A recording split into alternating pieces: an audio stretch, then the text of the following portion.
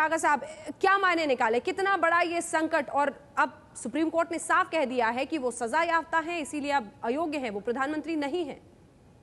देखिए, ये बात उसी दिन तय हो गई थी जिस दिन इनको सजा दी गई थी। कॉन्स्टिट्यूशन के हिसाब से सजा याफ्ता आदमी जो है वो प्राइम मिनिस्टर नहीं बन सकता उनका, तो इसीलिए उन्होंने बहुत, लेकिन बीच में लोगों ने इसको इंटरप्रेट ये किया था कि पार्लियामेंट सुप्रीम इंस्टीट्यूशन है, पार्लियामेंट का जो स्पीकर है वो डिसाइड करेगा इस तरीके से कि आप, तो फिर अपील में जाके तो दोबारा से अपील हुई तो उसमें सुप्रीम कोर्ट ने साफ साफ कह दिया।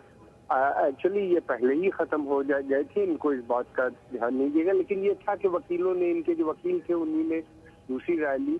अब सुप्रीम कोर्ट ने इसको साफ साफ कह दिया। एक बहुत बड़ी क्राइसिस खड़ी हो गई है पाकिस्तान में, और ये क्राइसिस इसकी उम्मीद थी, पहले से थी कि ये आएगी, और इसलिए कि यूसुफ रजा जिलानी और ये जो है प्रेसिडेंट आसिफ जरदारी, इनकी आर्मी के साथ बहुत अच्छी नहीं बनती। इस कम्बिनेशन दोनों की आर्मी से रिश्ते अच्छे नहीं है। जब से ये मेमो गेट हुआ था तभी से ये और ज्यादा बिगड़ गए थे।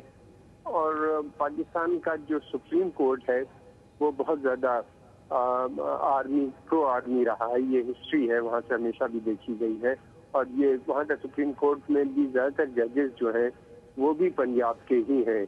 आर्मी में भी पाकिस्तान के पंजाब का ज्यादा डोमिनेशन है। तो मैं समझता हूँ कि ये क्राइसिस है और ये रहेगी पाकिस्तान में। ये गवर्नमेंट को वो आसानी से नहीं चलने देंगे। मुश्किल आर्मी के साथ केवल इतनी बड़ी ये है कि वो कोई खुद इस समय सत्ता में नहीं आ सकते, उनके रिलेशन अमेरिका से अच्छे नहीं है। अगर वो सत्ता में आते हैं तो कोई भी बड़ी ताकत, खासतौर से यूएन सिक्योरिटी काउंसिल की, उनको सपोर्ट नहीं करेगी। पहले जब भी कू होता था तो अमेरिकन उनको या वेस्टर्न नेशन जो उनके पुराने अलाई है वो किसी न किसी बहाने से इनको सपोर्ट कर देते थे। अब उनके रिश्ते भी ठीक नहीं है, तो ये गवर्नमेंट लिम्बो में चली जाएगी मैं समझता हूँ, और इसका काम करना मुश्किल होगा। अब ये देखना है क्या वो पहले इलेक्शन कराते हैं, उसके लिए अभी कोई तैयारी नहीं है, या दूसरे प्रधानमंत्री की नियुक्ति करते हैं। प्रेसिडेंट के पास खुद भी पावर है, अब वो पता चलेगा आने वाले कुछ समय के बाद। बिल्कुल। पाकिस्तान मामलों के जानकार कमर आगा साहब, बहुत बहुत शुक्रिया आपका हमसे बातचीत करने के लिए। कमर आगा साहब साफ शब्दों में ये कहते हुए कि भारत के लिए ये अच्छे संकेत नहीं है, क्योंकि जब जब वहां के लोकतंत्र में इस तरह का संकट आता है तब तब उसका असर इस तरह से होता है कि जो एक्सट्रीमिस्ट ताकतें हैं वहां पर वो मजबूत होती हैं, और फिर न सिर्फ हिंदुस्तान के लिए बल्कि पूरे विश्व के लिए पाकिस्तान परेशानी का सबब बन सकता है। हामिद मीर, वरिष्ठ पत्रकार और जियो टीवी के संपादक, ने कुछ ही देर पहले एबीपी न्यूज से बातचीत की है। क्या कहा उन्होंने इस पूरे मुद्दे पर, सुनिए। सुप्रीम कोर्ट ऑफ पाकिस्तान ने कहा है कि प्राइम मिनिस्टर गिलानी 26 अप्रैल को ही डिस्क्वालीफाई हो गए थे, क्योंकि 26 अप्रैल को सुप्रीम कोर्ट ऑफ पाकिस्तान के 7 मेंबर बेंच ने उनको कन्विक्ट किया था, और उनके इस फैसले के खिलाफ कोई अपील नहीं की गई थी, तो इसलिए उनको डिस्क्वालीफाई 26 अप्रैल से कर दिया गया है। एंड साथ ही साथ उनकी जो पार्लियामेंट की मेंबरशिप है वो भी कैंसिल कर दी गई है, और प्रेसिडेंट ऑफ पाकिस्तान को डायरेक्शन दिया सुप्रीम कोर्ट ने कि वो नए प्राइम मिनिस्टर के लिए कार्रवाई पूरी करें। तो उन्हें चूंकि सजा याफ्ता वो हो गए थे, उस वजह से डिस्क्वालीफाई किया गया है?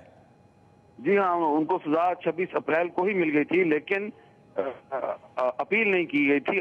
उनके जो वकील थे एतजाज एहसन, उन्होंने बहुत ही बुरा मुकदमा लड़ा, और एतजाज एहसन ने कोई आर्गुमेंट्स अच्छे नहीं दिए सुप्रीम कोर्ट में, और ना ही एतजाज एहसन जो है वो इस जो 26 अप्रैल का फैसला था उसको चैलेंज करने सुप्रीम कोर्ट में गए, बल्कि उनका ये मौकफ था कि जी आप तो इनको सजा दे ही नहीं सकते। तो एक बहुत बुरा मुकदमा लड़ा एतजाज एहसन ने, जिसकी वजह से प्राइम मिनिस्टर गिलानी जो है उनको आज डिस्क्वालीफाई कर दिया गया।